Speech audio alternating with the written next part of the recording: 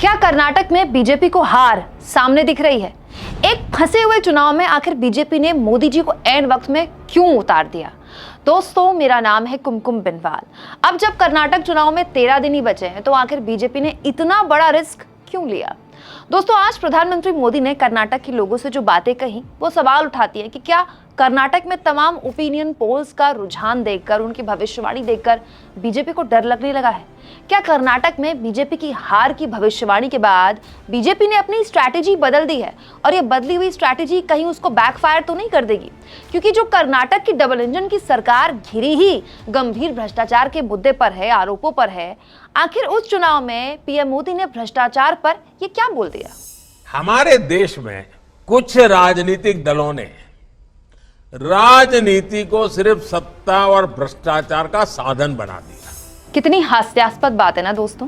PM Karnataka में अपनी party के लिए मोर्चा संभाल रहे हैं, विपक्ष को भ्रष्टाचार पर सुना रहे हैं, जबकि अभी कुछ दिन ही बीते हैं जब खुद पीएम मोदी ने कर्नाटक बीजेपी के बड़े नेता और पूर्व मंत्री ईश्वरप्पा को फोन किया था, खुद फोन किया था ये पूछने के लिए कि चुनाव में क्या माहौल है।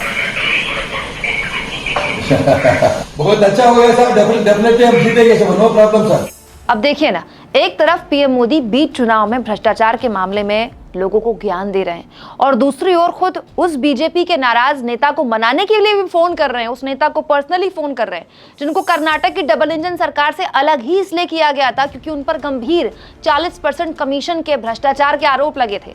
आरोप भी इतने भीषण थे कि बीजेपी की कर्नाटक सरकार के खिलाफ कांग्रेस ने पे सीएम जैसा आंदोलन खड़ा कर दिया था।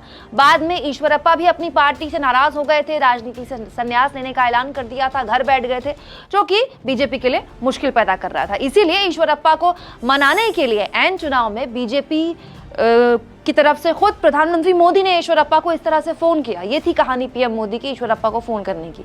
तो सवाल ये कि भ्रष्टाचार की आज जो पीएम ने बात बोली है, इन बातों का आधार क्या है जब वो खुद ऐसे नेताओं से डायरेक्ट फोन पर बात करते हैं, उनसे चुनाव का रिपोर्ट लेते हैं, चुनाव का हाल लेते हैं जिन पर गंभीर करप्शन के आरोप हैं? कहीं ऐसा तो नहीं कि तमाम चैनल्स के सर्वे बीजेपी को कर्नाटक में डरा रहे हैं, इसीलिए खुद पीएम को ऐसा करना पड़ रहा है? आपको क्या लगता है दोस्तों? कमेंट बॉक्स में जरूर लिखें। चैनल को ज्वाइन भी करें, सब्सक्राइब भी और जितना हो सके हर वीडियो में दिए गए थैंक्स के ऑप्शन का इस्तेमाल करें। इसी के जरिए आप हमारे फ्री जर्नलिज्म को सपोर्ट कर पाएंगे।